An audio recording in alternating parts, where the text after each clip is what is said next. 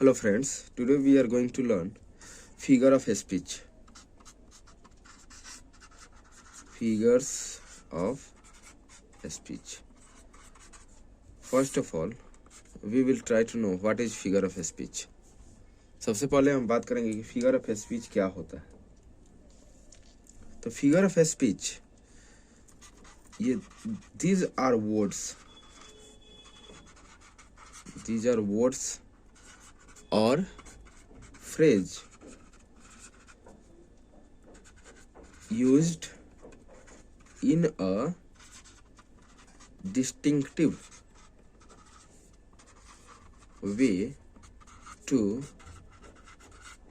produce a rhetorical effect। ये कुछ words होता है या फ्रेज होता है जिसको अलग अलग तरीके से हम यूज करके रेटोरिकल इफेक्ट को प्रोड्यूस करने की कोशिश करते हैं। अगर हम सिंपल भाषा में कहें तो सिंपल भाषा में ये क्या होता है, in simple terms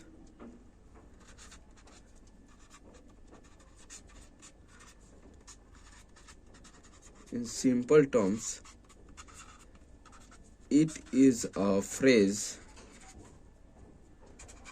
whose actual meaning is different from its literal meaning। अगर सिंपल भाषा में कहे तो ये एक ऐसा फ्रेज होता है जिसका एक्चुअल मीनिंग जो होता है वो उसके ओरिजिनल मीनिंग से अलग होता है। अब आखिर इस फिगर ऑफ स्पीच का यूज कहाँ कहाँ पे होता है, इसका इम्पोर्टेंस क्या है हमारी लाइफ में। तो इम्पोर्टेंस की अगर बात करें, इम्पोर्टेंस सबसे फर्स्ट में इट इनहांसेस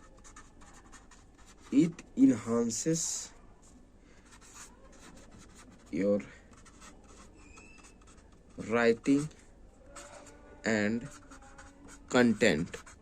यह हमारे राइटिंग और कंटेंट को इनहांस करता है, अच्छा से प्रस्तुत करता है। सेकेंड है it helps to express complex ideas in a short space, जैसे कि आइडियम्स। ये हमारे कॉम्प्लेक्स आइडिया को एक छोटे जगह में एक्सप्रेस करने का एक जगह देता है। जैसे कोई कहावत के रूप में हम किसी चीज़ को एक्सप्रेस कर देते हैं, तो ये हमारा फिगर ऑफ स्पीच का इम्पोर्टेंस है। अब तीसरा में क्या है, it makes the content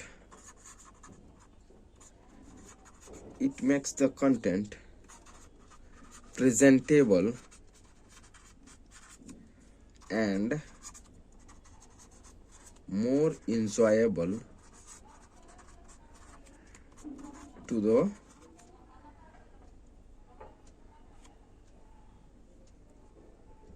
it makes the content presentable and more enjoyable to the watchers। हमारे कंटेंट को ये क्या करता है, ज़्यादा इंजॉयबल करता है। किसके लिए? वॉचर्स के लिए प्रेजेंटेबल करता है। इसके बाद हम बात करते हैं कितने टाइप्स के होते हैं। तो अगर हम टाइप्स की बात करें तो ये तो बहुत सारे टाइप्स की होते हैं, लेकिन कुछ इंपॉर्टेंट टाइप्स हम बात करेंगे। जैसे पर्सोनिफिकेशन होता है, उसके बाद हमारा मेटाफर होता है, उसके बाद एलिट्रेशन होता है, उसके बाद अगर बात करें तो सिमली होता है, उसके बाद की अगर बात करें तो हाइपरबोल होता है, हाइपरबोल, और एक होता है आयरनी। तो ये हमारे कुछ इम्पोर्टेंट फिगर ऑफ स्पीच है, इन्हीं को हम आज देखेंगे। ठीक है, तो पहला हम देखते हैं, जैसे पहला हो गया हमारा पर्सोनिफिकेशन। पहला हो गया पर्सोनिफिकेशन। पर्सोनिफिकेशन क्या होता है? It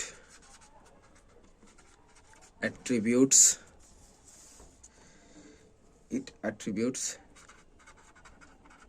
human nature or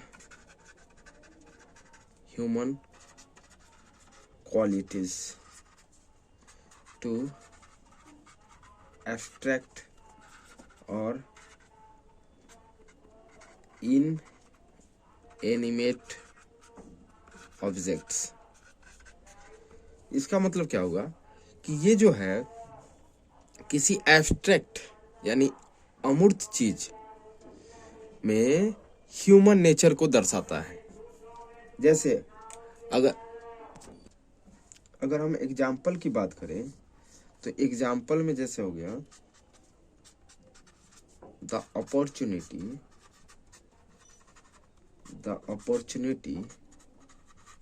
knocked at his door। उसके दरवाजे पर अपॉर्चुनिटी ने नॉक किया, तो अपॉर्चुनिटी तो चल के आया नहीं। इसमें ह्यूमन नेचर दिखाया गया है कि अपॉर्चुनिटी वहां तक चल के आया। तो ये हमारा पर्सोनिफिकेशन हो गया। उसके बाद दूसरा एग्जांपल देखते हैं, the plants in her house silently begged to be watered। यानी उसके घर में जो प्लांट्स हैं वो उससे बेग किए कि हमको पानी दो, तो उन्होंने मांगने तो नहीं गया। ये ह्यूमन नेचर को दर्शाता है कि ह्यूमन ही बेग कर सकता है। तीसरा में एग्जाम्पल हम देखते हैं, lightning danced across the sky। जो लाइटनिंग है उसने स्काई के चारों तरफ डांस किया। तो रियल में तो डांस नहीं करेगा, लेकिन इसमें ह्यूमन नेचर दर्शाने की कोशिश किया गया। उसके बाद the wind hold in the night. इसमें भी विंड का क्या किया गया है? ह्यूमन नेचर दर्शाया गया। तो वैसे सेंटेंस जिसमें ह्यूमन नेचर को दर्शाया जाता है कि कुछ ऑब्जेक्ट ह्यूमन नेचर के रूप में काम कर रहे हैं, तो उस सेंटेंस को हम क्या कहेंगे? पर्सोनिफिकेशन। उसके बाद हम देखते हैं मेटाफर। मेटाफर क्या होता है कि a metaphor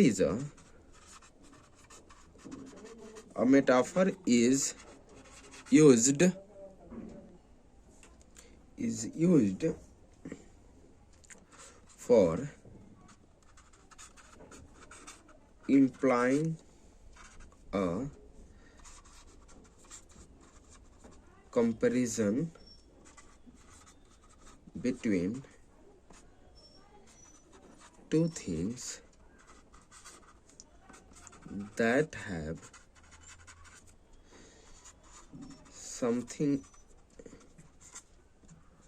in common but in general different from each other। इसमें कह रहा है कि मेटाफर को हम लोग कंपैरिजन करने के रूप में इस्तेमाल करते हैं कि इसमें क्या होगा कि देखने में सिमिलर होगा लेकिन मीनिंग में क्या होगा? अलग अलग होगा। Between two things that have something in common, उसमें कॉमन होता है बट इन जनरल, लेकिन ऐसे जनरल में वो क्या होते हैं, अलग अलग होते हैं। जैसे एग्जाम्पल इसका बात करें तो हर आईज वर डायमंड्स, एग्जाम्पल में क्या हो जाएगा, हर आईज वर डायमंड्स, उसके आँख क्या थे, डायमंड थे। तो रियल में तो नहीं थे, लेकिन उसके आँख का कंपैरिजन किससे किया गया है, डायमंड का। तो इसलिए ये कंपैरिजन करने का बता रहा है। जैसे एक और, he is the star of our class, वो हमारे क्लास का क्या है, स्टार है। स्टार से उसका कंपैरिजन किया गया है, तो ये मेटाफर हो गया। Life is a highway, life is a highway. अब लाइफ का कंपैरिजन यहाँ किससे किया गया है, हाईवे से, लेकिन एक्चुअल में हाईवे नहीं है हमारा लाइफ। उसके बाद it is raining cats and dogs, ये कैट्स एंड डॉग्स वर्षा हो रही है, ऐसा तो होता नहीं है। तो ये मूसलाधार बारिश बारिश को कैट्स एंड डॉग्स के रूप में प्रेजेंट किया गया। तो ये रहा हमारा मेटाफर। उसके बाद हम बात करते हैं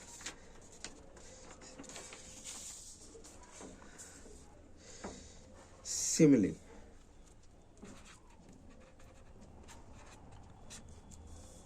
सिमिली, सिमिली क्या होता है, और simile is a figure of speech that compares two things that are different from each other but have similar qualities.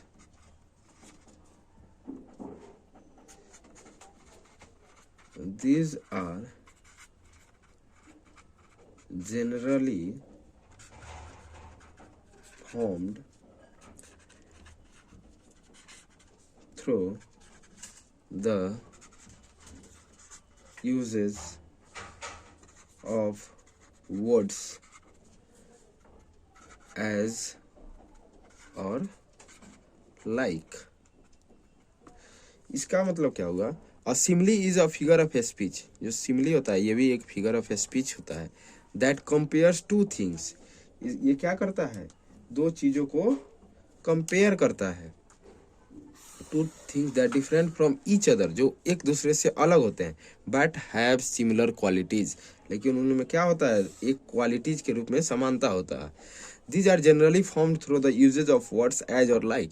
इसको हम लोग कंपेरिजन जो करते हैं ये किससे करते हैं, बीच में वर्ड्स लगाकर एज या लाइक। जैसे एग्जाम्पल के रूप में as light as a feather,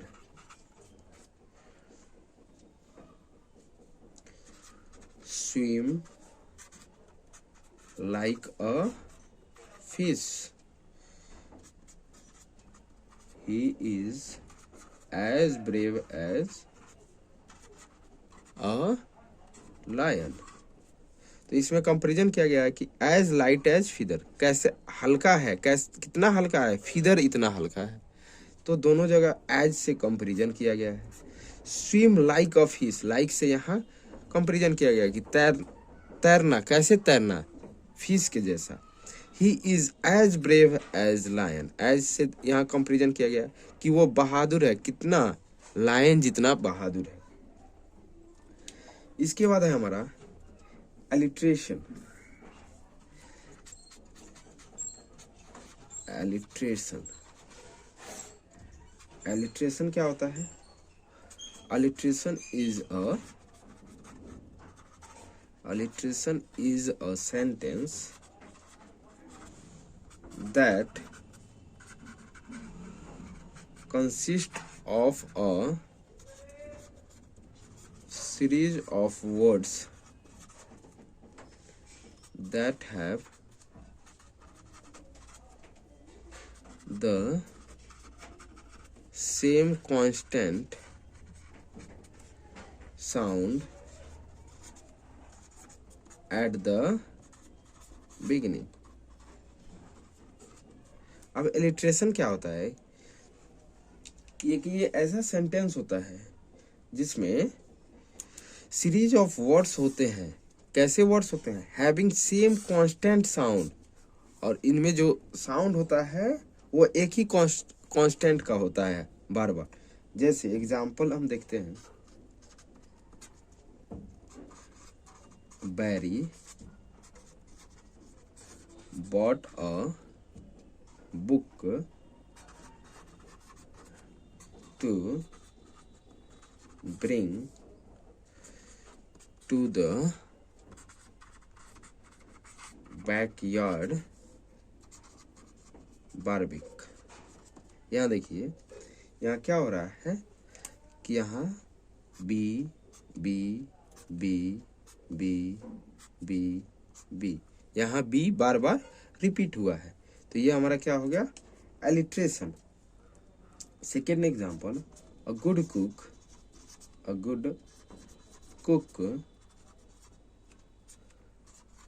could cook cookies as a good cook who could cook cookies. यहाँ भी क्या हो रहा है कि अ good cook could cook cookies, एक गुड कुक जो है कुकीज बना रहा है, एज गुड एज, कैसा? यहाँ ये नहीं, कुक कुड कुक कुकीज, यहाँ पे सी बार बार रिपीट हुआ है, तो यहाँ ये क्या हो जाएगा? एलिट्रेशन का एग्जाम्पल हो जाएगा। ठीक है, अब हम देखते हैं कि हाइपरबोल। हाइपरबोल क्या होता है? हाइपरबोल जो होता है ये भी एक तरह का फिगर ऑफ स्पीच ही होता है। तो hyperbole,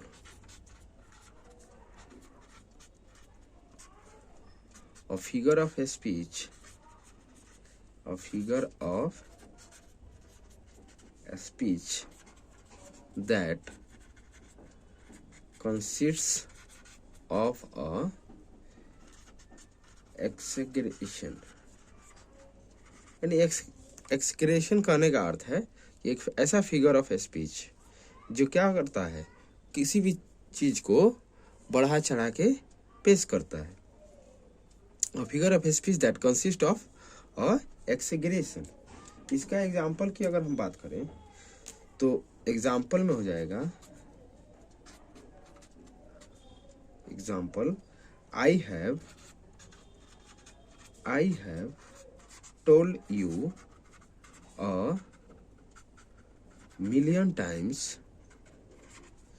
to not touch my stuff. मैंने तुमको मिलियंस बार कहा है। वाकई मिलियंस बार नहीं कहा होगा, लेकिन ये क्या कर रहा है? अपने बात को बढ़ा चढ़ा के पेश कर रहा है। उसके बाद she is as old as the hills. ये हिल्स इतनी इसका एज हो गया है, लेकिन उसका वाकई में एज उतना नहीं हुआ होगा, तो इसको भी बढ़ा के पेश किया गया है। तीसरा एग्जाम्पल है हमारा, she has got a pea-sized brain. उसके पास ब्रेन है, कैसा है? पी साइज्ड, यानी मटर के साइज का। तो वाकई में ऐसा नहीं होता है, लेकिन ये हाइपरबोल का एग्जाम्पल हुआ। ठीक है, उसके बाद हम बात करते हैं आयरोनी। आयरोनी क्या होता है? आयरोनी, आयरोनी और sarcasm is a figure of speech in which the uses of words conveys the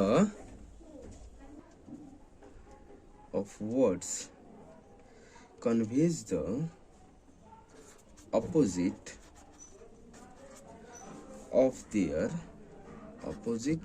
of their literal meaning। यानी ये एक तरह का सरकाज्म होता है। इसमें क्या किया जाता है कि जो वर्ड्स होता है अपने लिटरल मीनिंग के अपोजिट को दर्शाता है। अब इसका एग्जाम्पल अगर देखते हैं तो एग्जाम्पल में होगा, जैसे एग्जाम्पल की बात करें तो your hands are as clean as mud. यानी तुम्हारा हाथ जो है वो कितना साफ है, मड के जैसा साफ है। तो यानी हम उसके हाथ को मड की तरह डिनोट करने का कोशिश कर रहे हैं, लेकिन कह कैसे रहे हैं कि क्लीन है। दूसरा एग्जांपल है telling a rude customer to have a nice day. यानी कोई कस्टमर अगर दुकान पे आता है, अगर वो र्यूड बर्ताव करता है तो उसको हम कह देंगे आसानी से हैव अ नाइस डे, तो उसको भी शर्म आएगा। तो ये अपने मीनिंग के अपोजिट मीनिंग देता है। The dinner you served was